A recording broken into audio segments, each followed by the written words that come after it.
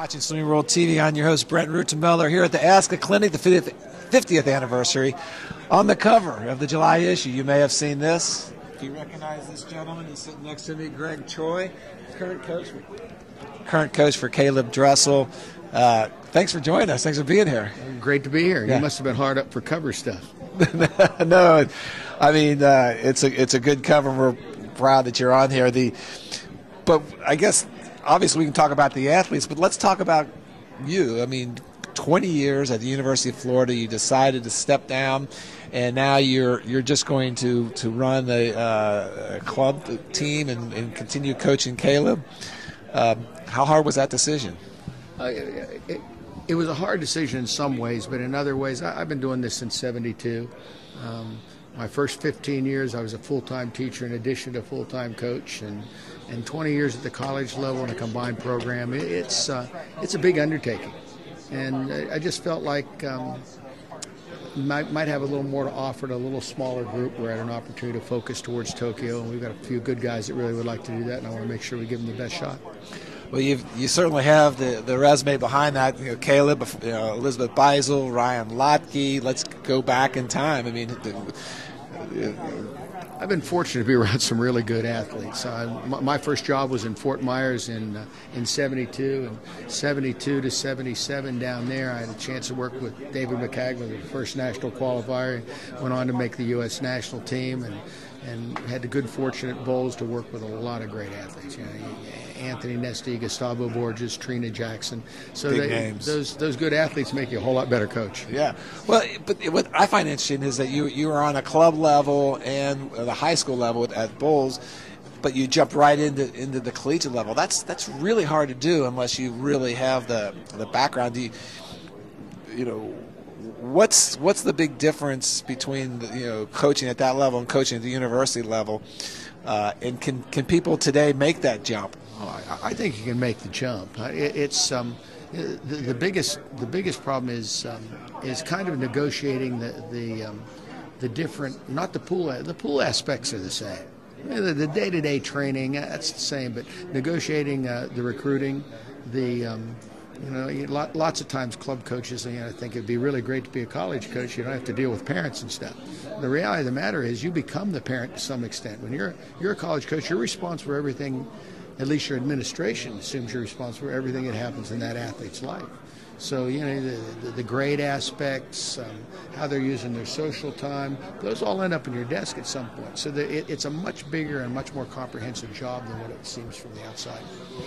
And being at the university level, getting your hands on all those levels, that just had to be all-consuming. Was that part of your decision to kind of move into a different direction at this age of your career? Florida's a fantastic job. It was a great place to work. Tremendously supportive administration, and we had the good fortune to have good staffs and lots of athletes. But it does take a lot of time.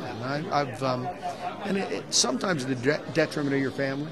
And when I sat down and looked at it, I felt like I did what I was coming to Florida to do. We were consistently had a program we were really proud of, outstanding grades, good group of kids, and we have a great recruiting class coming in this year and leaving a good nucleus on both sides. Even though the women have been a little slim, we've got a great class coming in, good nucleus, fantastic culture.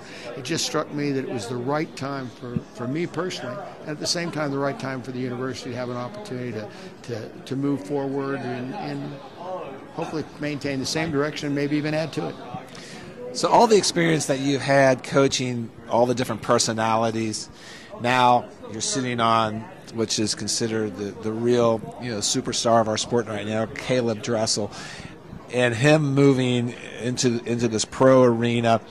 What commonalities, what characteristics do you see in Caeleb that you've seen through the other athletes going in time? And then I'll counter that with what differences you might see with this athlete. Caeleb's situation is really unique, and it's not just Caeleb. He's surrounded by, we have 4 other guys that are almost at the same level. Jan Switkowski, who's second to him at the NC2A meet, his roommate. That's right, yep. And Mark Saranik, who's won the NC2As. Those guys both have big international goals. But all of them, I think in today's world, they have a little bit more of a professional attitude about what they're doing. As we're getting older athletes, they have a pretty good understanding. I tell my guys all the time, they need to give me good information. It becomes much more of a cooperative effort. That when I was their age, I was coaching a guy that won junior nationals and made the first senior nationals, and so they've got a better feel for what's going on. And I think if you translate it, look at other sports, it's obvious a Tom Brady and a Bill Belichick. They don't always necessarily agree, but there's a commonality in what they're doing. There's a good exchange of ideas, and then they just kind of make a decision what direction they're going. I think that's the route swimming's going to go as athletes become older. I think you're seeing it more with guys like Nathan Adrian. They stay in a long time, but they're really knowledgeable. Yeah, so to use that analogy, it used to be the coach called all the plays, but now the quarterback's in there. Has enough confidence to call his own plays and giving that feedback. I see this, and this is where our opportunity is. And is that the feedback that you're getting? Yeah, a little bit. And by the same token, though, it puts a little more responsibility on the athlete. Yes. You're going to call a few of the plays, and you're going to accept some of the responsibility that goes with it too. By the same token, so it's an exchange of ideas, coming up with exactly the right mixture of where you're going to go to get to the next point. And in today's world, especially in the international scene, there just isn't much room for error. It's real fine.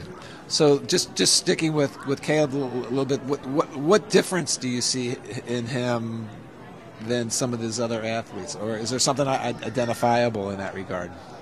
Obviously, he's a pretty skilled athlete. Yeah. He's blessed with some natural ability and some natural talents, but he's learned how to refine those. He's got a tremendous feel for the water, good feel for his body and knowing where he's at himself. And you can see a slight change, and you can communicate that, and he can make that on the fly, just if there are technical changes? He can't always make it on the fly, but he is aware of it. Okay. And he will make those technical changes. The thing I've seen about him that I think is most amazing is his ability to make a change throughout a swim meet.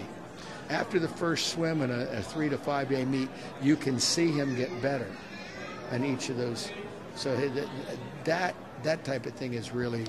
So if it doesn't start off too well, you know that you're going to recover and you're going to be able to rebound as you go forward. Right, or even when he gets online, I want to say the first time he went 18-2, he went 18-2, and the consistency of what he does, but the little things, little minute things, little feel, little change here and there, he's just tremendous at it. Awesome.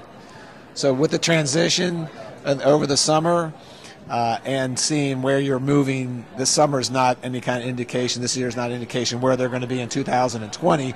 Well, what kind of grade would you give this year with the transition and some of the performances? I think the short course is A+, then across the board. The summer, we were definitely in transition a little bit. Now we're still working with the whole group, but there were just transitionally it was a different thing, a different focus, and we've always tried to press the envelope. We might have pressed it a little bit in some different areas. We shouldn't. So I think this summer is a C+, a B-, and we. So for a C+, who's been knocking at A's, I mean, is there some psychological repercussion to that, or does he just feel like that's just part of the beginning of the next march? I don't think there's psychological as much as we sat down. We've had a lunch and kind of evaluated where we'd made some mistakes and made some things that I probably need to adjust a little bit, and at the same time some things where he missed, and there were. Our mental approach this summer was certainly distracted by a lot of different things going on. I do think the reality, and I think this is probably good for swimmers at all levels, it's not a constant upward rise. He's basically been 7 seasons now when you put short course and long course together where they've consistently gotten better. At some point you're going to find a point where it doesn't go exactly the way you want, and those are the defining points of your career. So is short course really off the table now? Oh, I don't think so. I think it's short course to me is always a platform for where you're going to go. It gives you an opportunity to learn new speeds. Then the key is find out how to maintain those speeds through the bigger pool and without a few walls to work on. Yeah, I mean the walls are a big asset for him. I mean, no question about it. So you take away the walls. Is he losing a major asset? I think. We try to look at it. The walls aren't half as important long course; they're twice as important. So Very good. maintaining the speeds you do off those walls Okay. is real key. And I think you go back and you look at the Budapest performance, he didn't win the race on just walls. He won the race by outswimming people, too. When you go back and really break the races down and you're looking at the parts of the race, his best part of the race in Budapest was the last quarter of every race. And, well, the first quarter and the last quarter. So there's an aspect of swimming in there and learn how to maintain it. So I think it's a whole ball of wax. I don't think it's a long course, short course issue as much as just getting things right. So by you stepping out of the university into this other situation, you're still in Tallahassee, I guess? Is that where you're at? Gainesville. You're in Gainesville, I'm sorry. Tallahassee, that's a bad word, you know. Yeah, I'm sorry. That's okay. We'll edit that out. No, we can't do that, can we? No, okay. That's all good. Seminoles are always good competition. You got all the same tools you need? You got everything you need? Yeah, we're the same strength coach, same facilities. Actually, a little more unique practice hours. Maybe an opportunity to get a little bit more rest. And for you too? Well, definitely for me too. But I think it's and we got the same resources available to us. Actually, a few more. They just heated another 50-meter pool in Gainesville City. So there's two 50-meter pools. One's only about 1.5 miles off campus, and the other one's about 3 miles off campus. So we've got a lot of stuff available to us, and we pick up the assets of Robert Printer, our club coach, that couldn't help with the college team before, and can work with these older guys now. So I think it's a really good mixture. So on a personal note, so September, right now. Normally, what's going through your mind? Normally, that's like, wow, this is a whole different mindset. The biggest thing, the first 2 weeks of school in a collegiate program is meeting after meeting. Most of them are about what you can't do more than what you can do. So are you lost right now?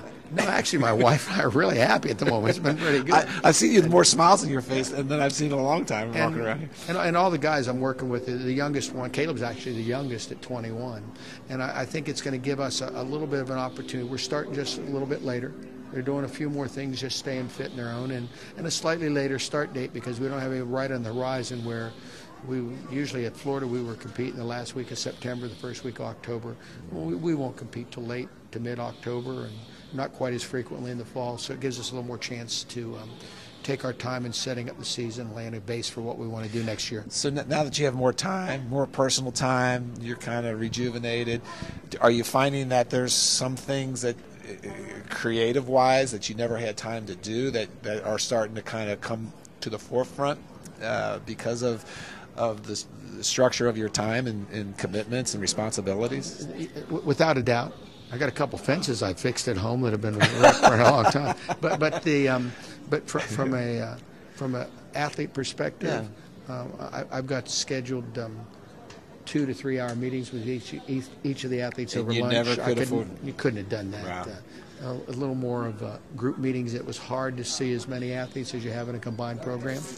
We're going to be able to travel a little differently.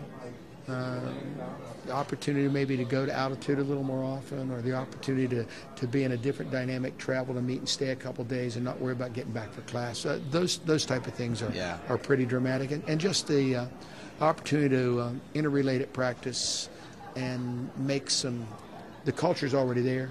We've got 10 guys that know what they're doing. Yeah. The culture's already there, so we don't have to worry about creating or maintaining culture. It's there. What we've got to do is kind of refine it. So what about the women's side? I don't have any women in the group right now. It's all guys, so then that'll be a little different aspect. Yeah. Well, good. Well, I know you're going to be successful. Congratulations on a wonderful career as a university coach and all the success there. And I think we're all excited to see how this unfolds for you the next 3 years. Well, it's been great to be a Gator. Gainesville's a great place to live, and it's a fantastic school to work. I've just been blessed to be in a couple of really good work environments. That's Gregg Troy. I'm Brent Rutemiller saying, if you want to win, first help someone else win. Thank you.